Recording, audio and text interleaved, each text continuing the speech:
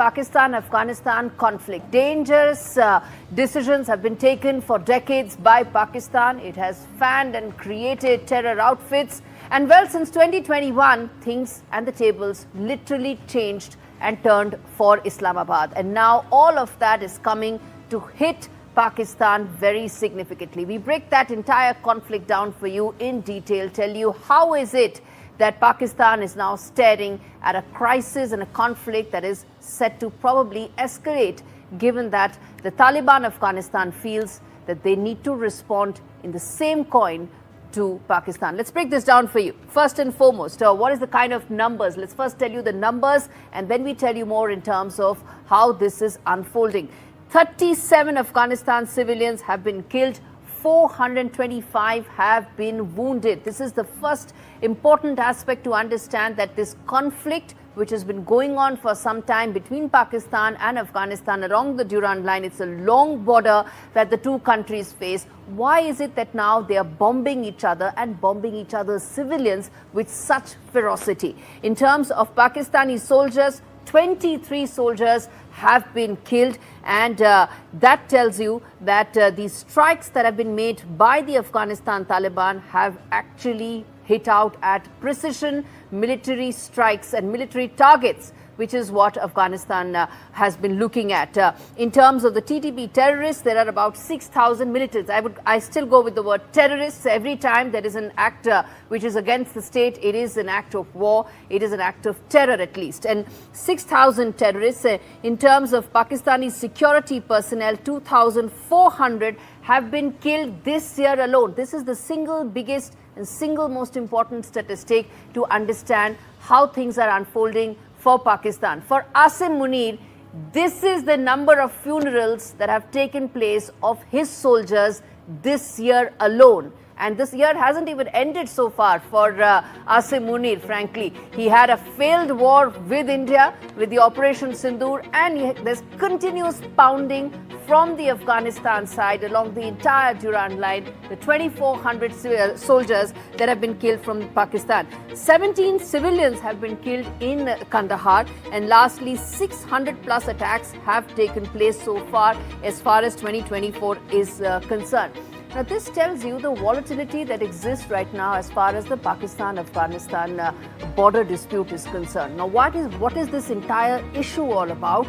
That needs to be understood in detail. I'm going to play out this report that tells you why things have actually come to such a stop. Because 4 years back, you had Pakistan celebrating the exit of America and entry of Taliban. Just 4 years back, they were the ones who were extremely happy.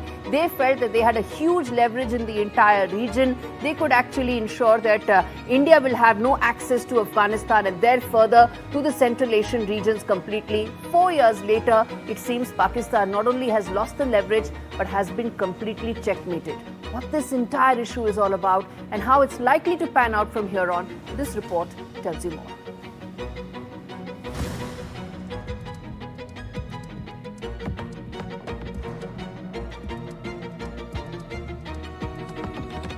Back in the early 1990s, Pakistan helped shape the Taliban. The ISI saw them as strategic depth, a proxy against India in Afghanistan. The gamble seemed smart until it blew up. When the Taliban returned to power in Kabul in 2021, Islamabad expected influence. Instead, it inherited a threat. In 2024, terror attacks in Pakistan more than doubled from 517 to 1,099. Terror-related deaths rose by 45%, hitting over 1,000. At the heart of this surge is the Tehreek-e-Taliban Pakistan, the TTP. Last year, it launched 482 attacks, causing 558 deaths, more than half of all terror fatalities. And nearly all the violence is concentrated along the western border provinces, Khyber Pakhtunkhwa and Balochistan. This is where 96% of attacks and deaths occur.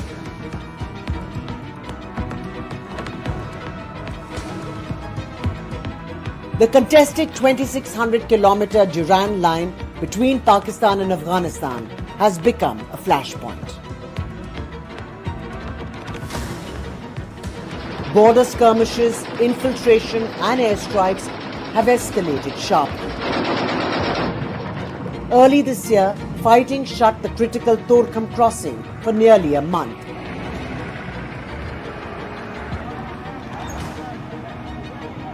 Crippling trade and supplies. Then in October 2025, the worst clash in years. Afghan-Taliban forces attacked Pakistani posts. Pakistan responded with air and ground strikes. Pakistan claims about 200 Taliban fighters were killed. The Taliban says 58 Pakistani soldiers also died. Numbers are disputed there as well. The fallout isn't just military.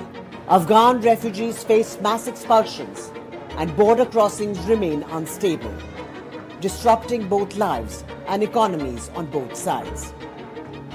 So how did Pakistan go from sponsor to target? The answer, a dual game, backing militant proxies abroad for strategic gain, but failing to rein them in when they turned inwards. The TTP, based and sheltered across the border, is the bitter payoff of that miscalculation. An NDTV World Report. Well, viewers, when you cultivate terror as a tool, history never forgets. And Pakistan's frontier strategy has backfired. The fire it actually thought it ignited is now burning inside along its borders. And as we showed you the number of casualties of its civilians, of its soldiers, you can understand what is the kind of crisis that is lying ahead of it and of Pakistani military. Let's get in General Meston to talk more on this, to understand how this is likely to pan out from here, and more importantly, will this mean that Pakistan will continue to face a crisis as far as its Durand line is concerned? The border that exists right now is now one of the biggest crises for Asim Munir, isn't it, General Meston? Gauri, absolutely. See, the fact of the matter is, the fault lines between Pakistan and Afghanistan have been since 1893. And when I say Pakistan, I would say then British India, because Pakistan was not there even. This is the fault line. And this fault line was basically created by the Britishers to divide the Pashtuns on the both sides of the Durand line. Otherwise, the original borders prior to 1893 was west of Indus River. And this is where I came to know when I was in Afghanistan, and I got a deep insight into the history which were through the books of written in Pashto by Afghans. Now, Pakistan, when it was created, Afghanistan was a country, the last country to officially recognize them in the United Nations. They were the last country. And the enmity goes back since then, because Pakistan had lost all the elections in the 1937 provincial elections. Muslim League got 0 votes in Northwest Frontier Province and 0 in Sindh, and only 1 in Pakistan, Punjab. Yes. So otherwise, everywhere, the Indian National Congress had won the votes, and of course, in this place, Northwest Frontier Province, it was Bacha Khan's party, that is Frontier Gandhi. So the animosity between these countries goes since then, and they are sworn in enemies. I make this statement very, very properly. Number 2, when I was posted as the defense attaché in Afghanistan, I recollect Defense Minister of Afghanistan was invited to all the military installations and operations room in Pakistan. You know, when the Defense Minister came back, he told me and he showed me all the video evidence, which I handed over to the Indian Army. In all the operation rooms, military has the operations room in everywhere, whether it was Corps, Command, Army, their general headquarters, everywhere India and Afghanistan were depicted as enemies. An enemy in ops room is always depicted by red color. Yeah. So this again shows that they are enemies. And of course, Durand line has never been recognized by any of the Afghan government since 1893. Yeah, this hasn't been. Which Taliban brings me to ask you one thing, sir. Yeah. That this is Asim Munir's worst nightmare, and it continues to increase simply because now India has opened those lines of communication with Afghanistan, which Pakistan thought would never happen because they were the ones who thought that they are the ones with leverage, but that isn't the case anymore. See, for any Pakistani general, this issue of Afghanistan has been a nightmare since beginning, and even now it has become biggest nightmare because see their strategy in Afghanistan, Pakistan's strategy was, to cultivate them and thinking, they are Muslims and that brotherhood will be there, but they didn't realize Afghans hate Pakistan the most and Indians are loved the most.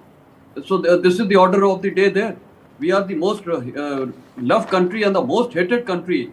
You can take any country, Russia, United States, Turkey. The most hated is Pakistan.